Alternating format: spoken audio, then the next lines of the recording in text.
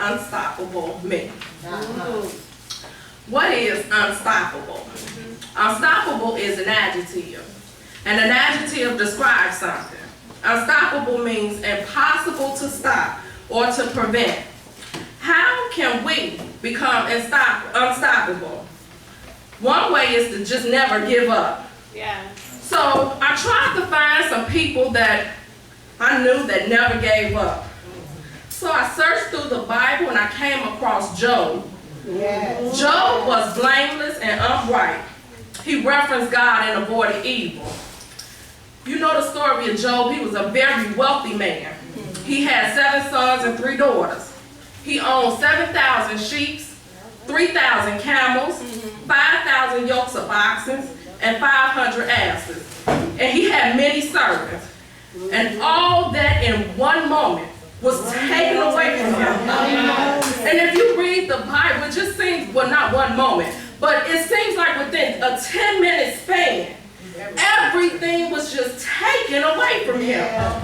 But Job didn't lose the faith. But you know, when you fall down on your luck, you get your naysayers. All in your ear talking. Oh, yeah. And the first one was his wife. His wife came to him and told him, God, Job, curse your God and die. Yeah. But Job never questioned God. His first friend came to him and told him that he blamed him for his troubles, inferring that Job must have sinned for these things to come upon him. The second friend told him he was insensitive to the needs of the people. He couldn't identify with their struggles and their pain. The third friend told him that maybe his children had brought upon all this himself. But Job never gave up. He never gave up. When all the talk was in his ear, he never gave up. When life started crashing down in front of him, Job never gave up. Job 1:20 through 22 says, Job arose, tore his robe, and shaved his head. He fell on the ground and worshiped. And he said, naked I came into my mother's womb, and naked I shall return. The Lord giveth, and the Lord taketh away. Blessed be the name of the Lord. And in the end, the Bible tells us in Job 42:12 and 13, the Lord blessed the latter part of Job's life more than the earlier part. Job now owned 14,000 sheep, 6,000 camels, 1,000 yoke of oxen, 1,000 asses, and he had 7 sons and 3 more daughters. Job was unstoppable. He was unstoppable because of Psalms 3, 5, and 6. Trust in the Lord with all thine heart, and lean not to thy own understanding. And in all thy ways acknowledge him. He will direct our path. The next person I thought of was David. David was a man after God's own heart. Goliath the giant battled many people day in and day out. King Saul and his whole entire army was terrified of Goliath. But little old David came in and volunteered to fight this giant. He took 5 stones, and with his armor sling, he hit Goliath in the forehead and killed him. And Saul got jealous.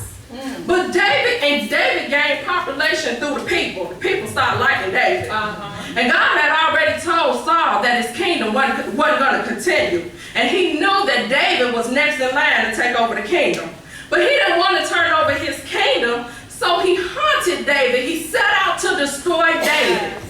And David ran. The Bible talks about how David ran.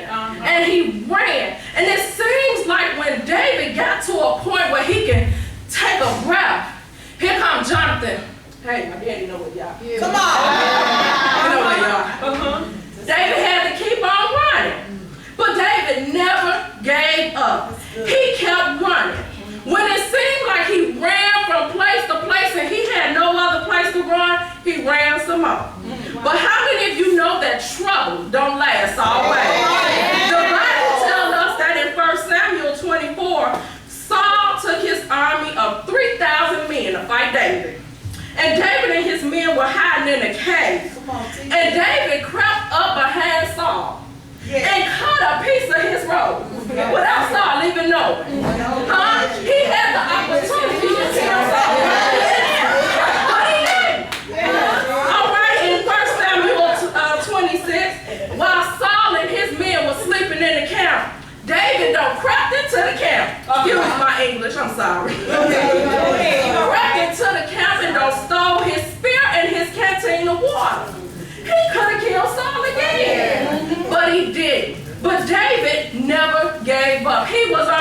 unstoppable David. Yes. And he was unstoppable because of Psalms 30 and 5. For his anger endure but a moment, Yes. and his favor is light. Weeping may endure for a night, Yes. but joy cometh in the morning. Amen. Yes, she does.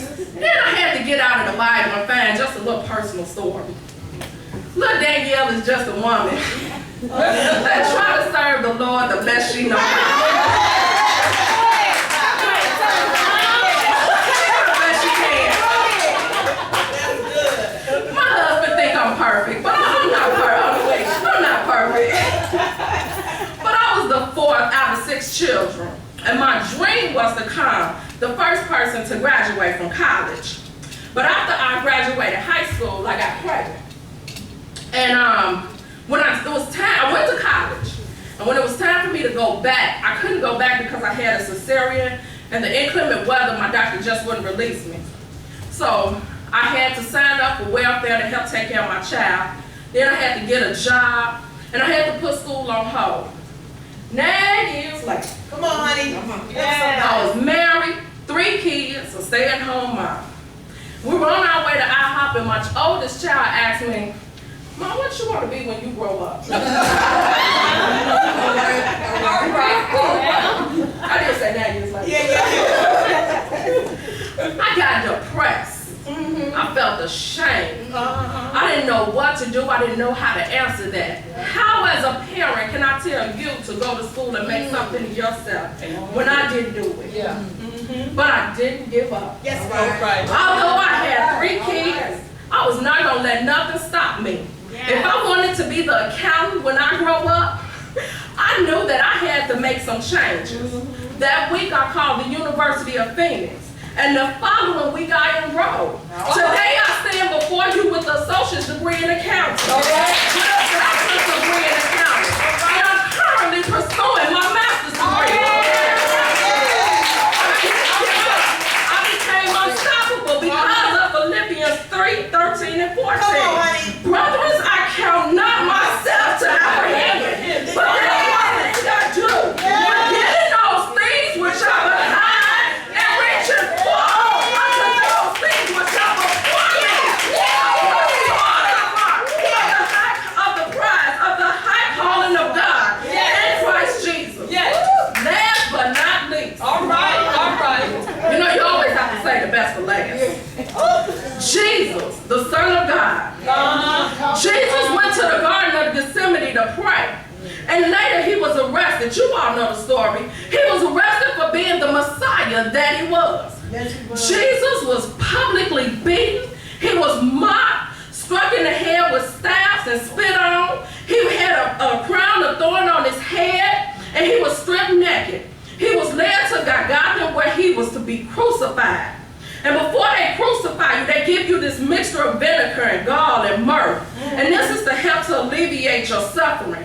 But Jesus refused that. And through all of this, Jesus had one disciple that betrayed him, one that denied him. Some kind of friends Jesus had. But Jesus didn't give up. On the way to the cross, he got weak. And Simon had to carry the cross for him. But Jesus didn't give up. The songwriter said they hung him high. They stretched his wide. He hung his head. And for me, he died. And in Luke 23, about the 9th hour, they said that Jesus cried with a loud voice. He said, Father, in thy hands I commit my spirit. And having said thus, he gave up the ghost. Now he knew that it was going to take some time for Sister Danielle to get herself together. He knew when he went to that cross that Sister Danielle was going to be a mess. And she needed some changes. But he got up there and carried my sins to the cross with him. Oh, what love! Jesus was unstoppable.